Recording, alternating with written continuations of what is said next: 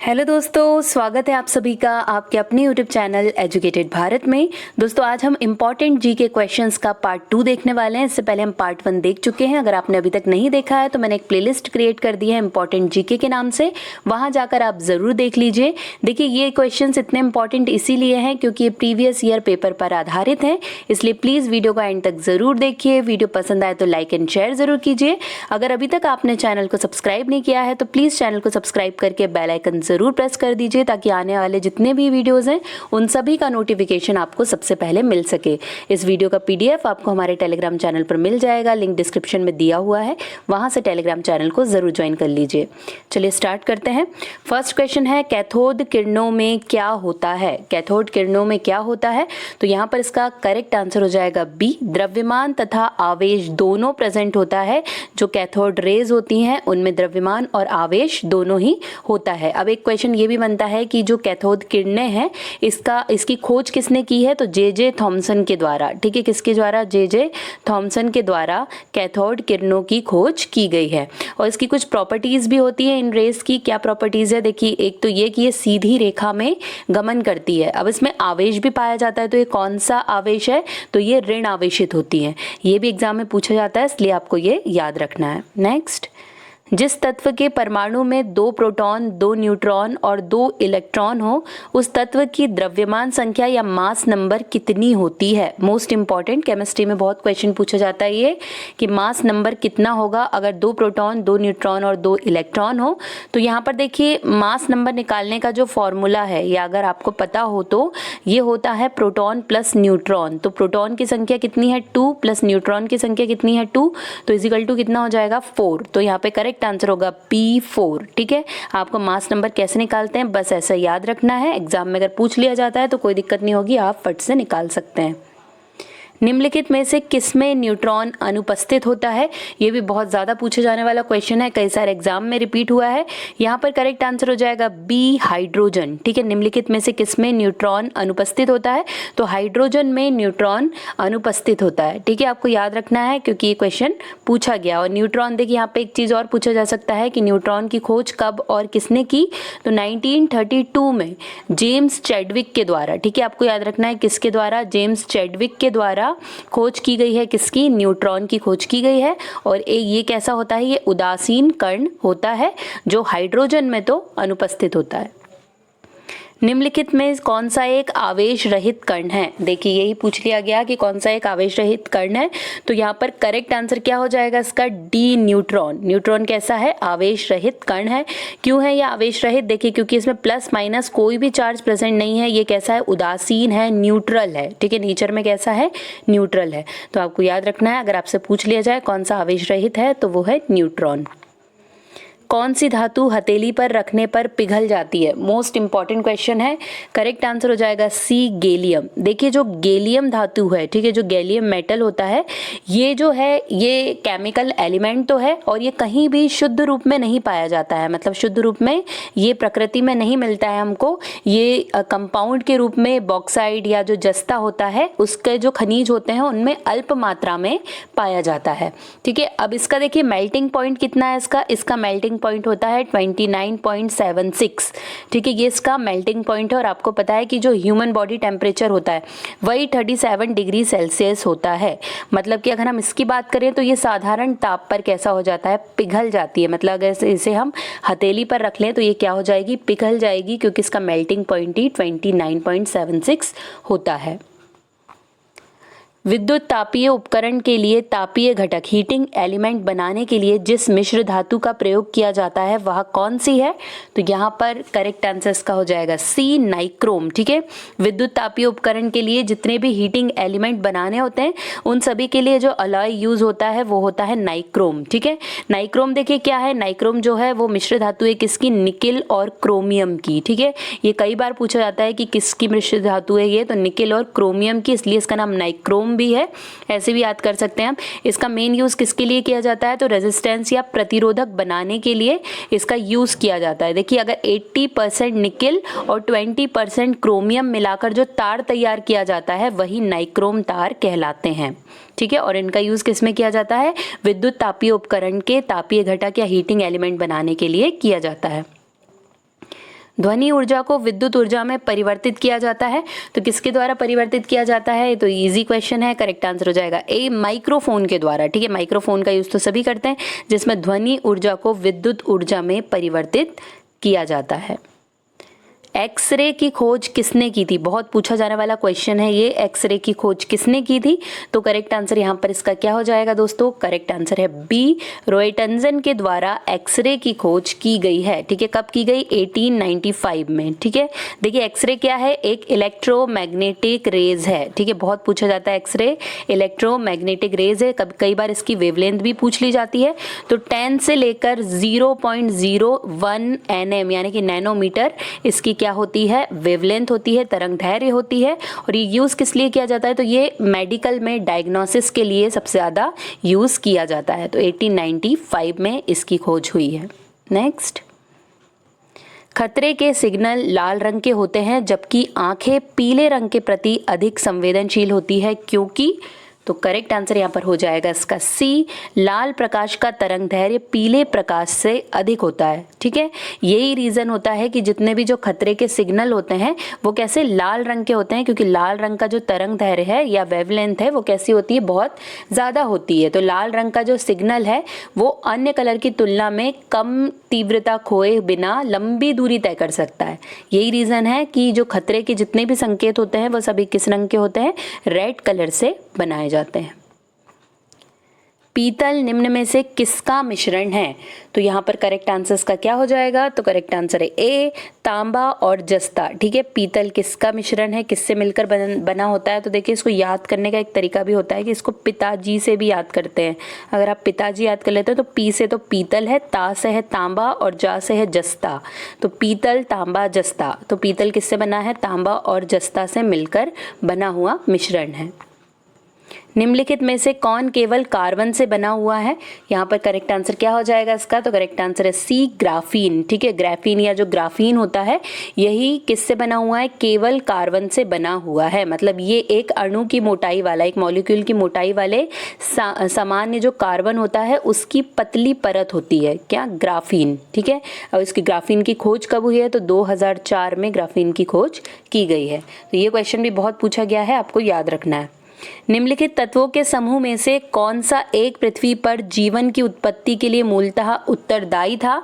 तो यहाँ पर करेक्ट आंसर हो जाएगा बी, कार्बन, हाइड्रोजन, नाइट्रोजन। ठीक है, निम्नलिखित तत्वों के समूह में पृथ्वी पर जीवन की उत्पत्ति के लिए कार्बन, हाइड्रोजन और नाइट्रोजन ये मूलतः रिस्पॉन्सिबल थे। भोपाल गैस त्रासदी निम्नलिखित में से किस गैस के रिसाव के कारण हुई? तो यहाँ पर करेक्ट आंसर देखिए, मोस्ट इंपॉर्टेंट क्वेश्चन है। करेक्ट आंसर क्या हो जाएगा इसका? तो करेक्ट आंसर है ए, मिथाइल आइसोसाइनाइड। ठीक है, जिसे हम मिग गैस के नाम से भी जानते हैं, मिथाइल आइसोसाइनाइड, जिसके कारण जो भोपाल गैस ट्रेजेडी हुई थी, कब हुई थी? तो 2 से 3 दिसंबर 1984 को हुई थी। या तो उसकी डेट पूछी जाती है या कौन सा गैस रिसाव हुआ ये पूछा जाता है। तो मिथाइल आइसोसाइनाइड का नाम आपको याद रखना है। एक अज्ञात गैस जल में शीघ्रता से घुल जाती है। गैस युक्त जलीय घोल में लाल लिटमस नीला हो जाता है। ये गैस हाइड्रोजन क्लोराइड के साथ सफ़ेद ध्रुव भी उत्पन्न करती है। यहाँ अज्ञात गैस कौन सी है? तो यहाँ पर इसका करेक्ट आंसर हो जाएगा सी, अमोनिया। ठीक है, कौन सी गैस है ये? Ammonia gas. जल में कार्बन डाइऑक्साइड प्रवाहित करने पर बना सोडा वाटर है। तो करेक्ट आंसर है डी, अम्लीय प्रकृति का। ठीक है, जल में जब कार्बन CO2 या कार्बन डाइऑक्साइड प्रवाहित किया जाता है तो जो सोडा वाटर बनता है वो कैसी प्रकृति का होता है? अम्लीय या एसिडिक नेचर का वो होता है। निम्नलिखित में से कौन सा एक लवण सागरों में सर्वाधिक पाया जाता है? तो कौन सा लवण पाया जाता है? करेक्ट आंसर हो जाएगा बी, सोडियम क्लोराइड। NaCl यानी कि सोडियम क्लोराइड वो सॉल्ट है, वो लवण है जो सागरों में सर्वाधिक मात्रा में पाया जाता है। क्षेत्रफल की दृष्टि से भारत का सबसे बड़ा राज्य कौन सा है? तो ये तो सभी भारतीयों को पता ही होगा।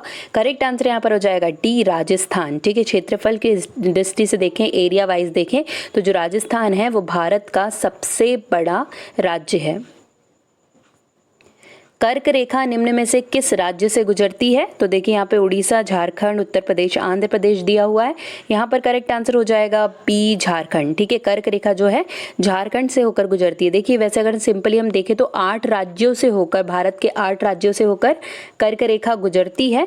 तो इन ऑप्शन में कौन सा झारखंड से हो जाएगा? देखिए 8 राज्य कौन कौन से, ये भी आपको बता देती हूँ। तो गुजरात, राजस्थान, मध्य प्रदेश, छत्तीसगढ़, झारखंड, ठीक है, वेस्ट बंगाल, त्रिपुरा और मिजोरम।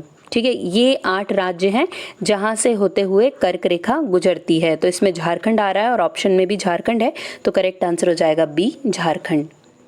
भारत का सुदूर पश्चिमी बिंदु है, तो करेक्ट आंसर क्या हो जाएगा यहाँ पे? करेक्ट आंसर है सी, 68 डिग्री 7 पूर्वी देशांतर गुजरात में। ये करेक्ट आंसर हो जाएगा भारत का सुदूर पश्चिमी बिंदु।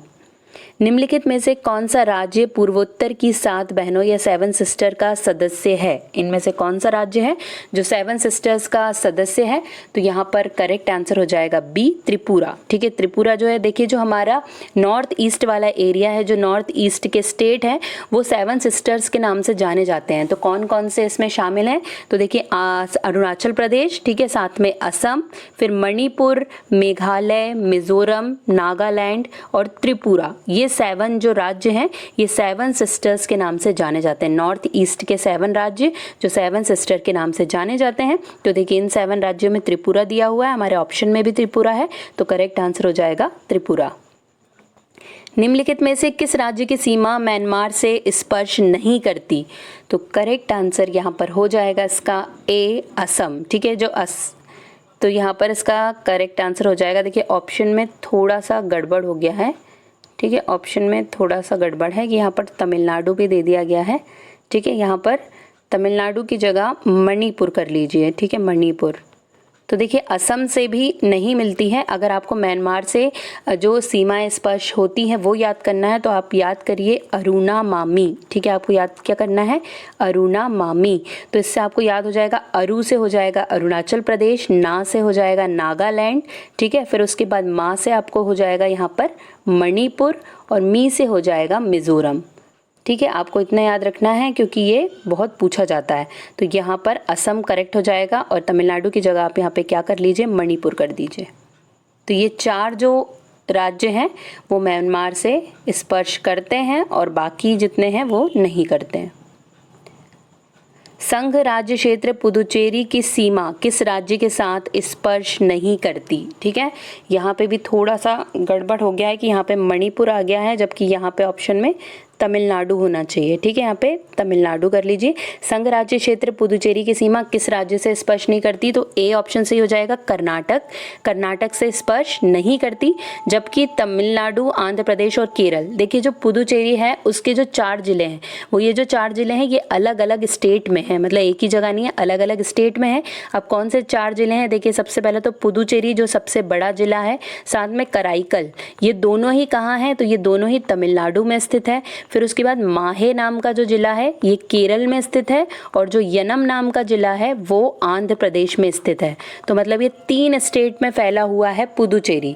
तो आपको याद रखना है, मणिपुर की जगह यहाँ पे तमिलनाडु कर लीजिए। ये 3 ऑप्शन सही रहेंगे और कर्नाटक की सीमा को ये टच नहीं करता है।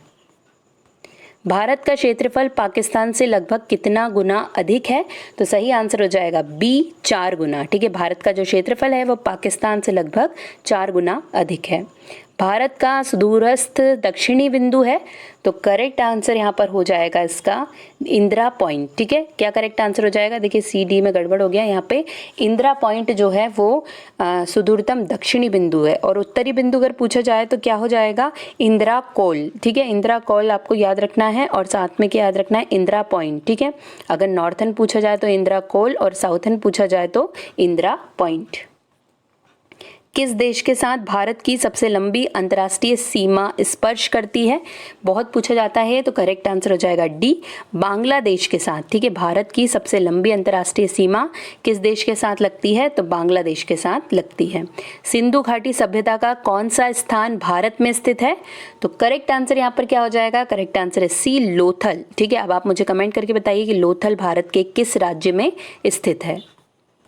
सिंधु घाटी सभ्यता की प्रमुख विशेषता थी? करेक्ट आंसर हो जाएगा बी, व्यवस्थित शहरी जीवन। ठीक है, शहरी जीवन सिंधु घाटी सभ्यता की प्रमुख विशेषता थी। इंटरनेशनल राइस रिसर्च इंस्टीट्यूट स्थित है, कहाँ पर स्थित है? ये देखिए बहुत पूछा जाता है। करेक्ट आंसर क्या हो जाएगा इसका? सी, फिलीपींस में। ठीक है, इंटरनेशनल राइस रिसर्च इंस्टीट्यूट स्थित है फिलीपींस में। विजय स्तंभ स्थित है, तो करेक्ट आंसर क्या होगा इसका? डी, चित्तौड़। ठीक है, चित्तौड़ में स्थित है विजय स्तंभ। बहुत पूछा जाने वाला क्वेश्चन है, ये रिपीट हुआ है कई बार। केंद्रीय वैज्ञानिक उपकरण संगठन किस स्थान पर स्थित है? ये भी पूछा गया है कई बार। सही आंसर हो जाएगा इसका डी, चंडीगढ़ में। ठीक है, कहाँ पे? चंडीगढ़ में केंद्रीय वैज्ञानिक उपकरण संगठन स्थित है।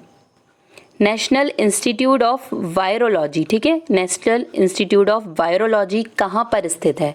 करेक्ट आंसर हो जाएगा ए, पुणे में स्थित है नेशनल इंस्टीट्यूट ऑफ वायरोलॉजी। भारतीय विज्ञान संस्थान कहाँ पर स्थित है? तो करेक्ट आंसर यहाँ पर हो जाएगा बी, बेंगलोर में। ठीक है, भारतीय विज्ञान संस्थान स्थित है बेंगलोर में। केंद्रीय वैज्ञानिक उपकरण संगठन, देखिए रिपीट हो गया है, ये पूछा गया है बार बार, तो करेक्ट आंसर हो जाएगा सी, चंडीगढ़ में स्थित है केंद्रीय वैज्ञानिक उपकरण संगठन। सेलुलर और आणविक जीव विज्ञान, cellular and molecular biology centre कहाँ पर स्थित है? तो करेक्ट आंसर इसका क्या हो जाएगा? इसका करेक्ट आंसर है सी, हैदराबाद में। ठीक है, बहुत पूछा जाता है ये क्वेश्चन सेलुलर और मॉलिक्यूलर बायोलॉजी के बारे में।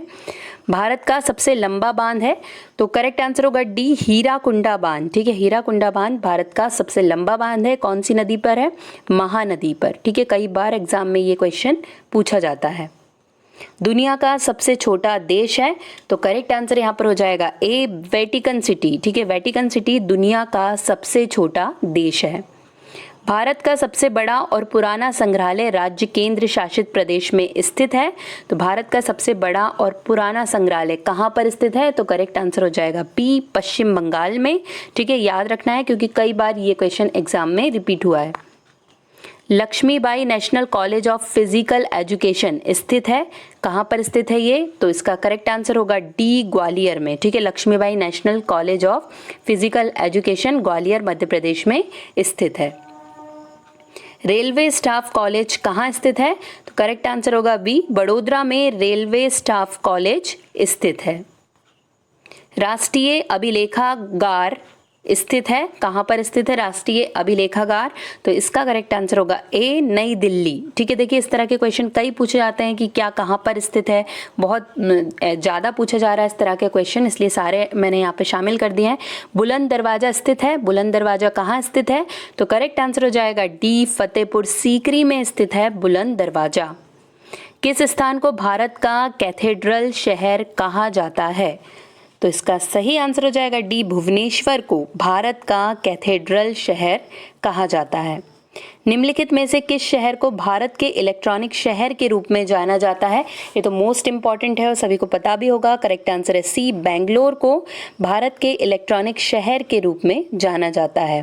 क्षेत्रफल के हिसाब से सबसे बड़ा भारतीय राज्य है, तो ये हमने अभी देखा है। सही आंसर हो जाएगा बी, राजस्थान क्षेत्रफल के हिसाब से भारत का सबसे बड़ा भारतीय राज्य है।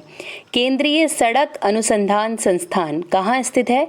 सही आंसर हो जाएगा ए, दिल्ली में। ठीक है, केंद्रीय सड़क अनुसंधान संस्थान दिल्ली में स्थित है।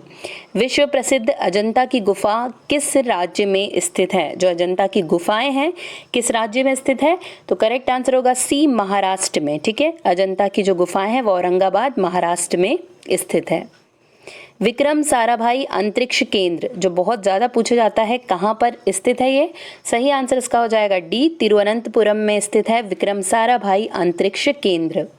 भारत में सबसे ज़्यादा समय तक सेवारत मुख्यमंत्री कौन है? ठीक है, ये भी पूछा जाता है, तो देखिए यहाँ पर इसका आंसर हो जाएगा डी, पवन चामलिंग। ठीक है, यहाँ पे आप कर लीजिए पवन चामलिंग, क्योंकि ज्योति बसु हुआ करते थे जिन्होंने 23 साल तक सीएम के पद पर वो रहे हैं, लेकिन अब जो ये पवन चामलिंग है 25 ईयर से ज़्यादा हो गए इनको, तो अब कौन हो गए हैं ये? पवन चामलिंग, जो कहाँ के सीएम है? सिक्किम के। हवा महल निम्नलिखित में से किस शहर में है? तो करेक्ट आंसर होगा ए, जयपुर में स्थित है हवा महल। नेक्स्ट, अब बारी है लास्ट क्वेश्चन की। भारतीय कैंसर अनुसंधान संस्थान स्थित है, कहाँ पर स्थित है? तो करेक्ट आंसर हो जाएगा सी, मुंबई में भारतीय कैंसर अनुसंधान संस्थान स्थित है। यहीं पर दोस्तों हमारे 50 क्वेश्चंस कंप्लीट हो गए हैं। वीडियो पसंद आया होगा तो लाइक एंड शेयर जरूर कीजिएगा। चैनल को सब्सक्राइब करके दोस्तों बेल आइकन प्रेस करना बिल्कुल भी मत भूलिएगा। आप चैनल सब्सक्राइब कर लेते हैं लेकिन बेल आइकन प्रेस नहीं करते, जिसके कारण आपके पास नोटिफिकेशन नहीं पहुंच पाता और आप वीडियो नहीं देख पाते और व्यूज नहीं आते। इसलिए प्लीज़ बेल आइकन को ज़रूर प्रेस कीजिए। ऐसे ही वीडियो के लिए चैनल को कंटिन्यू देखते रहिए, सब्सक्राइब करके रखिए, बेल आइकन प्रेस करके रखिए।